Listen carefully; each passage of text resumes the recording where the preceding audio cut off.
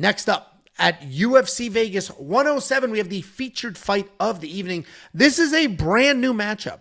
Both of these gentlemen were already on the fight card. Ray Goff was supposed to fight somebody. They couldn't get their visa. That guy is gone. Ramiz Brahimaj was supposed to fight Oban Elliott. But instead of getting Ray Goff off the card and keeping the Ramiz fight, they said, sorry, Oban, you're out. Ramiz is now fighting Goff because we know Goff is exciting. And Ramiz was already on this card. So it is what it is. I don't know what behind the door negotiations happened, but this is a fight that we have now, and I'm good with it because Ray Goff is an exciting guy, and he's from Connecticut, 9-3 in his career, 4-1 in his last 5. He's coming off that decision loss to Trey Waters about a year ago. He's taken on Ramiz Brahimaj, 11-5 in his career, 3-2 in his last 5. He is alternating wins and losses. Ramiz is a very accomplished grappler. He's got phenomenal jiu-jitsu, and on the ground, he could be a problem for a lot of people. If he ends up on top, major issues. If he's off of his back, it's not quite the same thing, but he's obviously pretty skilled with the accomplishments that he has. He will strike. He's got some decent power in there. We just saw it in his last fight. But the reality is, this guy is grapple or bust. He has 11. That was his first knockout. He has 11 wins. 10 of those 11 are by submission. He is a submission or bust fighter that did just find some massive power in that last fight. He's taking on Ray Goff. Yes, he has 3 names, and that's typically the nod to a serial killer. And when he fights, he is pretty chaotic. He's going to move forward pretty well-rounded. The boxing's clean. He's got good clinch work. He's got decent wrestling, good grappling. But he moves forward. He has no problem engaging in a straight-up fist fight. When he does get a takedown, he's got good top control, good pressure. He's got good cardio. He will push an incredible pace, and he's an absolute dog.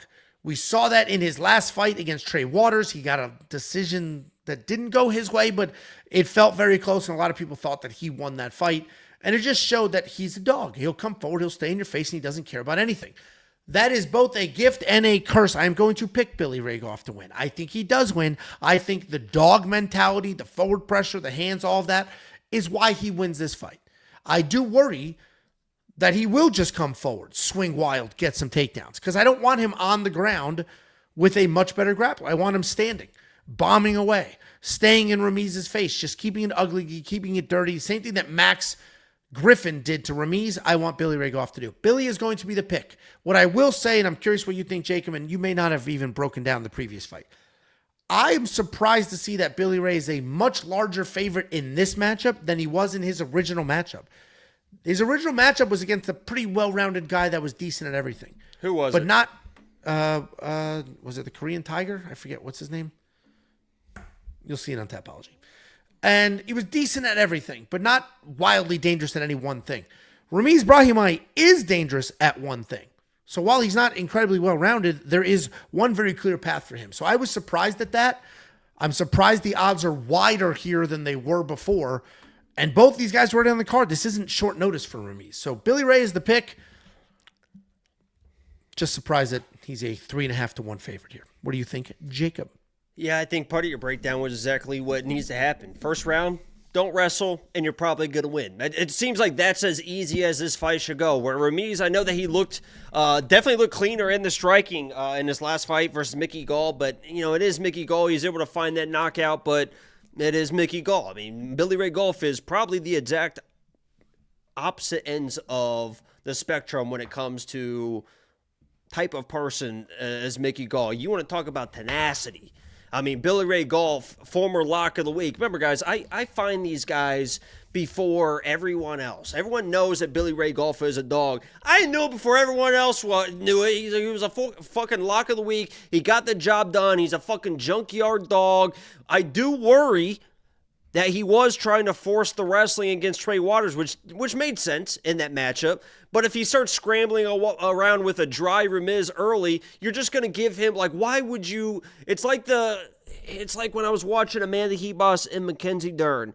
It's like, yeah, you can get the takedowns, and yeah, you can probably get the control, and yeah, you can probably survive on the ground and be able to do, but you're giving them their only opportunity to win the fight. Why would you even do it? Yeah, you might be able to do it, and you probably can do it, and you've done it before, all this stuff, and I'm good enough to, but why give them the opportunity to do what they want to do? Just stay on your feet the first round. pressure this guy, challenging the striking, because you know Ramiz is feeling good about his striking, right? He cleaned up the striking, found the knockout, so challenge him, get in his face, land the big powerful shots, wear this guy down, because we've seen as fights go, Billy Ray will build and Ramiz will start dropping off, and if you get out of the first round and then you want to start wrestling, well, then he's going to be a little bit tired, and we saw what people like Temba and stuff did to him. He will just kind of lay there and accept those type of positions rather than be an offensive grappler and be able to hit sweeps and stuff like that. So I like Billy Ray Goff. That's my fucking dude. He's going to win this fight. Even if he does wrestle, he can probably do enough to stay alive or find a fit, whatever. I'm not that concerned. But why even give Ramiz the opportunity to be in a position where he's going to feel good about himself?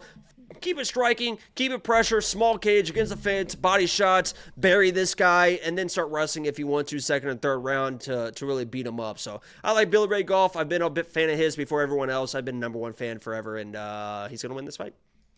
Yeah, listen, I'm on the Billy Ray side. Can't go against Connecticut, and he fights like a man. And sometimes that's all you need. So, yeah. This is Connecticut versus Brooklyn. There you go. Ramiz is training out of Dallas, though, but yeah. He's a Brooklyn boy, I'm pretty sure. There we go. Hey, where's That's not it. Hey, I'm from Brooklyn. Hey, where you putting it? Hey, let's get the trash man for the bodies. Hey, I own a dry cleaner. That was bad. That was bad. I mean, you have decent impressions. That one wasn't it. We'll be right back. Billy Ray Goff is the pick. We have no DraftKings pricing because this fight is brand spanking new. This just got slapped together 2 days ago, maybe. We'll see what happens. Someone said Ramiz been working on his hands a ton. It showed in his last fight, but Billy Ray showed against Trey. That dude's fucking made of concrete. He doesn't care. Yeah, he does not care. He also fights like a short guy, even though he's not that short. Meaning, he's a fucking thick king too. Yeah, he's getting. I kind of like it. He's getting a little zesty too. He's got some cads. He's got the super long hair now. Paints his fingernails. I asked. So Nick Newell, if you guys know, he's Connecticut. Nick Newell, Billy Ray's in Connecticut. I said, "You ever train with this kid? What's the deal?" And he's like, "He's just dirty Watertown tough." And I knew what that meant. I'm like, "All right, perfect." So I think I've picked him in all his fights. I don't know if I picked him against Trey Waters or not, but I certainly picked him in his UFC debut, and I'm certainly picking him here. So we'll be rooting for the Nutmeg State. The hell are you watching? Look at that back on him, man. I don't know if it's going to focus or not, but that's Billy just throwing that thing probably, it's a 200-pound medicine ball. For all look at the fucking, he's fucking jacked. Yeah, he's fucking up. jacked. Okay, what the fuck? Oh, this is his videos. Whoa! Whoa! Whose Holy nutsack was shit. that? Whose nutsack was that, nutsack. Jacob? It was a, it switches to his, it's somebody else's, like a fucking anime or something. It's on his feed. It's his feed. Show us the nutsack, Jacob. It's not a nutsack. It's a, look, hold on, let me pause it. It looked like a nutsack. I know. I got worried too. It's like a hair, it's like an anime thing or something that he retweeted. All right, I got you. Fine. We'll take it. You had some explaining to do.